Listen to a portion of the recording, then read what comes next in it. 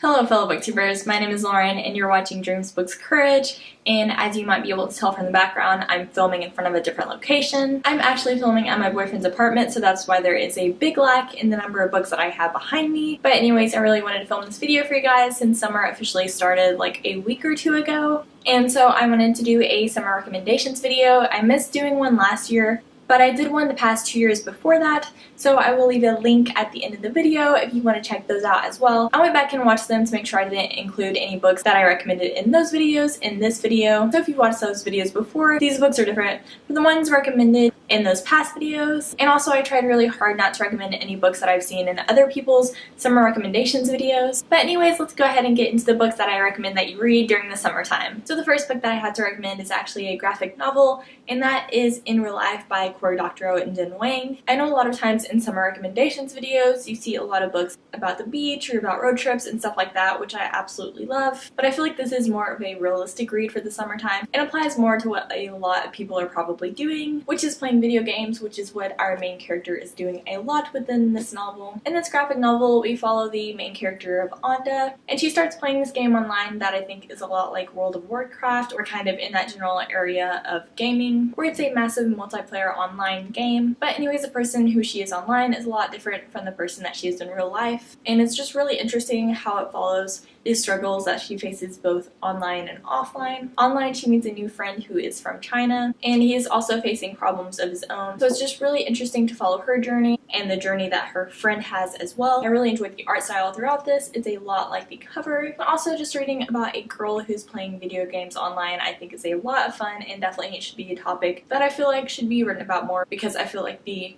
girl gaming community is often looked down upon or is just completely ignored. So I'm really glad that you can read about it within this graphic novel. It is just such a quick read that you could literally just read it in a day. It'd be great for a book marathon or just for a lazy day when you want to pick up something that'll be a quick read. And you can also read this when you're taking a break from playing video games. Next, I have this collection of poetry from T.S. Eliot, and this collection is called Let Us Go Then You and I, Selected Poems. T.S. Eliot is my favorite poet probably, and this collection really reminds me of summer, mostly because I actually bought it at the Strand in New York City when I went there during the summer a few years ago. And also I just feel like reading poetry in summer just seems like the right thing to do. Plus you can get through poetry collections super quickly, especially this one. It is quite short. If you're like me and you dream of going to England someday, definitely pick this one up because this is all about England, and I feel like this takes you to just a different place and a different time period. This is pretty dark and gritty a lot of the time, which might not be a summer type read for everyone, but I would at least recommend that you read The Love Song of J. Alfred Prufrock. To me, that does give me a bit of summer vibes, and also it's just such a great poem from my favorite poet of all time. So if you're looking to pick up a collection of poetry this summer, I would definitely recommend either T.S. Eliot or Walt Whitman. If you're looking for some classic poetry, that can definitely take you to a different place in a different time period. And this would also be a great read to pick up for a book marathon. Next, for you fantasy lovers, I have Inkheart by Cornelia Funk, which is actually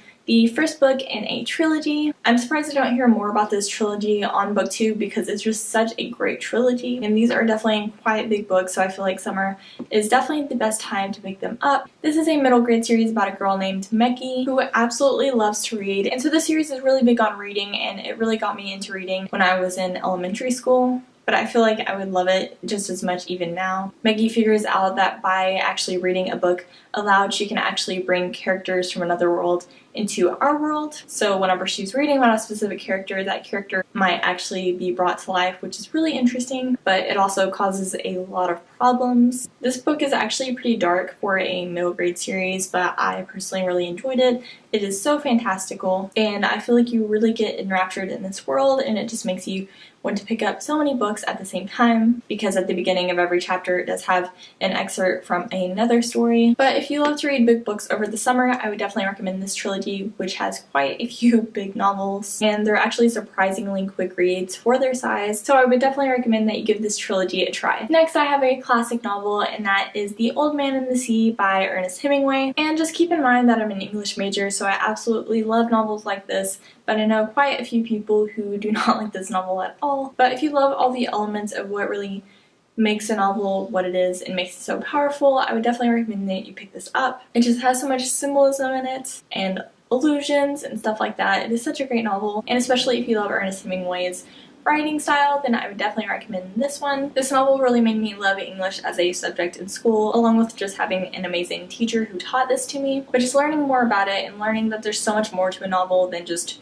reading the text was just such a great thing for me to learn throughout this novel. But also, it is just such a quick read that you could probably just read in one afternoon. So if you want to read classics during the summer but you don't exactly know where to start, then I would definitely recommend trying this one out. Also, this is of course about the sea, and the old man is in the sea like the entirety of the novel. So if you like the ocean, that's just another reason to pick this one up. I feel like the premise is basically what it states in the title. It's about an old man who is in the sea. He basically has this huge fish on his hook, but he can't pull him in because the fish is so large. So basically this fish is just on his hook for hundreds of miles, and the old man just follows him on his boat. I feel like it's more about language than it is just about the story itself. So although it's short, I would definitely recommend looking up things about it on SparkNotes as well while you're reading it. Personally, I really love this read, and I feel like it would be great for a quick classic to pick up in the summertime. Next up, I have Never Never by Colleen Hoover and Taryn Fisher,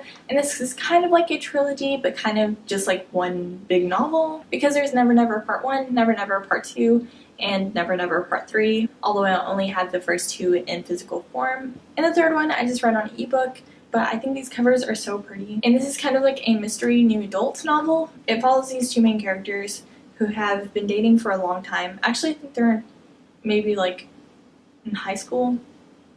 I don't remember. They might be like seniors or something in high school, something like that. But anyways, they've been dating for a long time. But at the beginning of this novel, the two main characters don't know who they are. It's not like they just woke up out of bed or in public and they just do not remember anything. They don't know who they are, they don't know who their family is, and they don't even remember each other, but they quickly realize that they're both in the same situation and they both have no idea who they are. So they kind of go on this long quest to find out who they are and why this is happening to them. And in the second part, they're continuing on this adventure until it all wraps up in the third part. And this is so interesting, and it really kind of freaked me out in the first two parts, and the third part isn't as great, but I feel like the first two kind of make up for that. These two are both about 150 pages. I think the third one is as well, so it's about 450 pages overall. But honestly, these are such quick reads. I think I read them a day each or something. I don't know. They are so quick to read. The story really grips you and you just want to stay in that story. And also, to me, these covers kind of summery, although it's not really about summertime at all. But these are great reads to pick up during the summer. And I think I read at least the first one during Booktubeathon a couple of years ago, and I would definitely say these are great to pick up during book marathons because I'm a slow reader and I read these super quickly. So I definitely recommend these if you're looking for a new adult mystery novel, which I feel like there aren't really enough of, and these are written pretty well to me. And I would highly recommend that you pick these three up. I feel like they're like Colleen Hoover's least talked about works, but they're really great and I think that you should give them a try. Next is another classic author, and that is Nathaniel West. And this actually contains two different novellas / short stories, but the one that I'm talking about is The Day of the Locust. To me, West's writing style is a lot like Fitzgerald's writing style, which I absolutely love. And again, keep in mind that I'm an English major. It takes place in Hollywood before Hollywood really became as huge as it is today, but it's around the time that Hollywood really started, and so I think that's why I get a lot of summer vibes from it, because I went to the Hollywood LA area during the summer. But honestly, I feel like this is such a great classic read. It doesn't really feel like it's a classic. It feels very new and different to me. It is a super weird novel, and it's also kind of grotesque, so if you like things like that, I would recommend this. It's not super grotesque, but I don't know, there's a chicken fight in it, which is horrible. It just really reminds me of Hollywood with the movie studios and stuff like that, because the main character within the story actually makes movie sets, so you get a little bit of that as well. And it really makes me want to go back to the Hollywood LA area. Although this novel is kind of crazy and all over the place, I personally really enjoyed it. And if you just want something completely different to read during the summer, I would definitely recommend this one. And lastly, I have a novel that I read the majority of last summer, and that is Mr. Penumbra's 24-Hour Bookstore by Robin Sloan. And this isn't really as much about summer as it is about just the adventure aspect. Plus, it's about reading, and who couldn't love that? I absolutely love this novel. I'm pretty sure it was my favorite novel of last year. Most of it takes place in San Francisco about this guy who just lost his job and he finds a job at this bookstore which is open for 24 hours. And there are some weird things happening at this bookstore, like people who come in and request certain books, but whenever the main guy opens the books, he realizes they're in a completely different language and they're in a language he's never seen before. And so he's kind of just trying to figure out the mystery of that, but there's a lot of mysteries within this novel. And I really don't want to give too much away because this is really one that you just need to go into without knowing very much of anything. I feel like you can go into this novel not really loving any of the things it's talking about and come out of it loving all of these things. A lot of it's about reading, but it also has a lot to do with typography, which I also love. And it also has to do with coding, which I don't really care that much for, but this novel made me care about it. But I just found this novel so interesting and unique. And over the course of the novel, you're not just in San Francisco. The novel takes you to New York City and other places as well. The writing style of this is so great, and just everything about this novel is so great, and I feel like no one really talks about it enough, so I would definitely recommend that you give this one a read. If you want just a really strong novel with great writing and great characters, and basically great everything, I would definitely recommend this one. This is definitely one of my favorite novels of all time, and I think it'd be great to pick up during the summer. Thank you guys so much for watching this video. I really hope that you enjoyed it, and I would love to know what you recommend to read during the summertime. Thank you all so much for watching this video, and now I'm gonna go get back to reading.